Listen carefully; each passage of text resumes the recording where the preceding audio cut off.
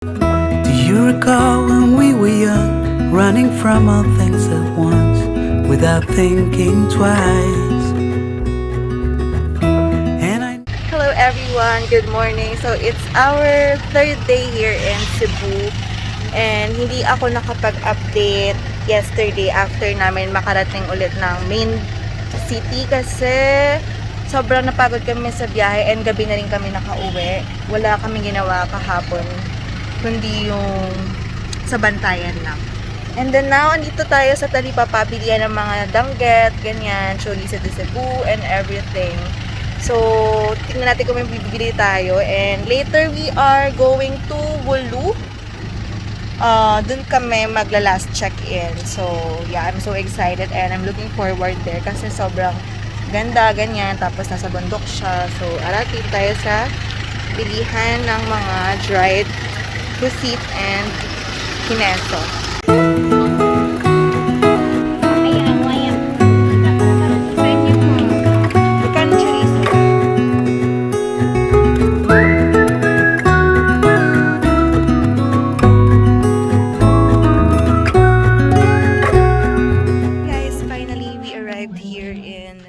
Wooloo, and this is our villa. So I'll give you a room tour in a while.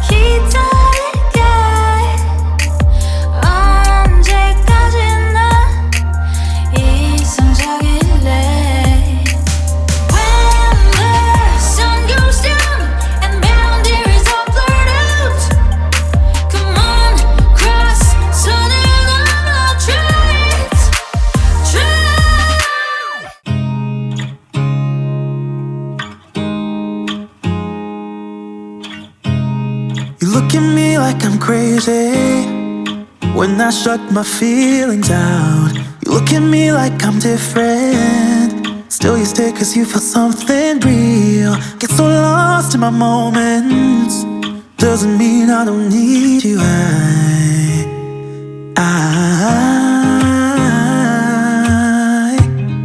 fell in love with your color. We're still here in Wooloo And it's our last day here in Cebu. Later, we are going to Manila. Ang flight namin is 2 p.m. and hindi na talaga ako nakapag-update literally kasi alam mo na, pagod sa biyahe, ganyan. Tapos kumain lang kami last night and then natulog na ako ng early. So, ngayon, nagkape lang naman ako and mamaya pa yung breakfast namin siguro around 8 a.m. pa. So, I just, enjoying the view here. Just feeling the nature kasi, ayan, maingay na. So, itutour ko na lang kayo dito sa Wooloo. So, meron silang cafe here. Ang tawag is Nanda. Ayan. Pwede ka magkape dyan, ganyan. Tapos ganyan yung view, oh. So nice, right? And then, meron silang tree house. Ito. The colors, they kinda tell me what I'm thinking. I fell in love with the way we are and the way we lose it. So, ayan, I just found out that merong W peak dito. So, let's check kung anong meron sa taas. And let's go, akit tayo. And the reason why we stay, we fly around like paper planes. Nakarating na tayo sa pinakaibabaw ng Wooloo. So this is the W peak. Ayan, may landscape siya. Sobrang ganda. Ang chilly, ganyan. Wait lang, hiningal ako. So yung villa namin na pinakita ko last night is inspired by Bali Indonesian bamboo kineso kasi yung architecture nila nag-aral sa Bamboo University sa Indonesia. So ayun, kaya na-inspire siyang gawin yung mga villas dito na bamboo. So I will formally show you kahit magulo na kasi nagkagulo na kagabi. Nagkagulo na sila kagabi. And magulo na talaga literally kasi yung mga gamit kalat-kalat na. So ayan, sobrang laki ng villa namin. Papakita ko sa inyo. Trans. Take note guys, 7,000 pesos lang to. More than 7,000 pesos. Meron siyang sariling playground doon. Tapos yun yung bathroom. So outdoor yung bathroom nila and then meron ding pool doon. Tapos may pakonting tree house. Ayan. Tapos ayun yung mga taong puyat. Oh. Ayan ang mga taong puyat. So look, sobrang worth it ng binayad dito kasi ang laki-laki niya. Mas malaki pa sa bahay namin, oh. 7,000 lang ang renta. Ayan, tapos look at the view deck. Right, so nice.